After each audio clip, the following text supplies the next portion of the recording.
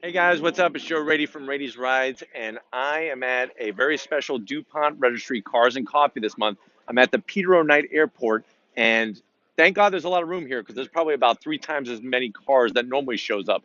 Anyways, out of this whole crowd, this car grabbed my eye. It's a 2014 Chevrolet Camaro, but it is like no other Camaro. It's the Z28. If you don't know much about the new generations of Camaros, guess what? After 2002, Camaro went bye-bye. There was no Camaro. Eventually, Pontiac went out of business, so we're never going to see a Firebird again or a Trans Am. But Chevrolet did something very smart. In 2010, they brought the Camaro back into production, and it was a happy moment, especially for the hardcore fans, because now the Camaro is all new, but it's got some of that old flavor of styling from those late 1960s Camaros. So this one, 2014, at the time was really the pinnacle of that new generation of Corvette of Camaro. And the reason why I almost said Corvette is because guess what? This Z28 underneath that hood has the LS7 from the Z06, the naturally aspirated engine. But anyways, let's take a look at the front of this 2014 Z28. Now, one thing that this owner did, it's gone, is the flow tie. There should be a Chevrolet bow tie here. They actually called it the flow tie because when they were designing this car, they found out that by hollowing out the bow tie and allowing air to flow through it, hence the flow tie, brought more air into that engine compartment. This owner decided to take it off altogether. But this car was designed to really break that record at the Nürburgring, which the Nürburgring is a track in Germany. But anyways, 2014 Z28, let me show you some of the specifics that separate it from your standard Camaro. If you look, even though this Camaro cost about $70,000, no fog lamps, those are gone because remember, a lot of this is about weight savings and also by increasing aerodynamic efficiency.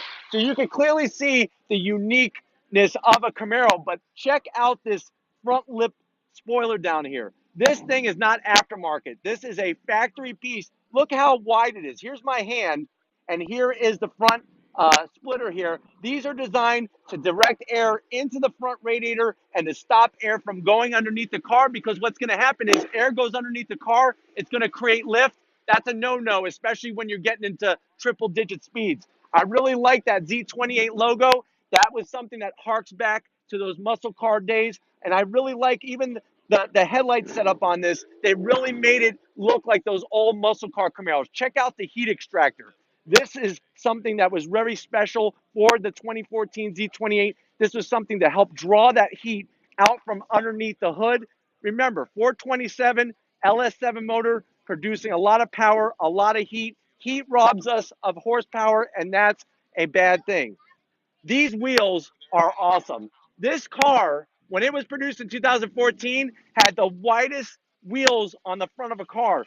These are the same size width as the rears. And if Tom could show you, these are 305 30 series tires all the way around. I love the style of the wheel. This was Z28 specific. I really like how Chevrolet took the Z28 logo and put it on the Brembo 6-piston caliber. Check out the carbon ceramic brakes there. Obviously, those are going to make sure that you're guaranteed to stop every single time, especially like I said, this car is doing 180 miles an hour.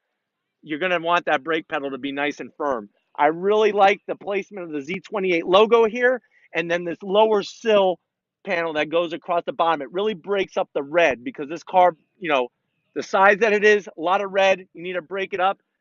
Here's another thing that's another Camaro specific. These little indentations here hark back to the 60s. The late 60s, they would put chrome little pieces here to show almost like a vent, even though it wasn't functional or anything like that. But they brought that in there to tie it back to those older styling days.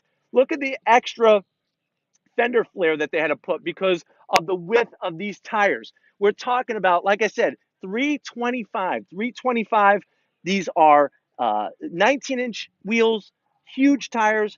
You can even see, look how big the caliper is on the back wheel. I mean, it's just unbelievable. And I really like the way they embossed the Z28 logo into the wheel because, this is a special car. It's good to have that there so that when you see the car, you know what it is. Very, very well done. And then to finish it off, out back, they put one hell of a kick-up spoiler. Now, it wasn't about putting some big, huge wing on it. This was just enough to give it the aerodynamic efficiency it needed, but also to produce some downforce.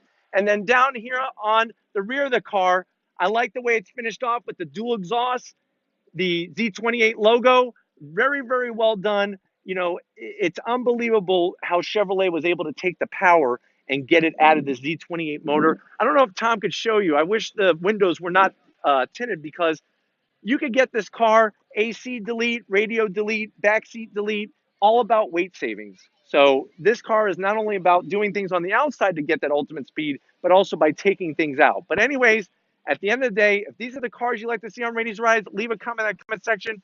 Check out my Instagram, my Facebook account, Raiti's Rides.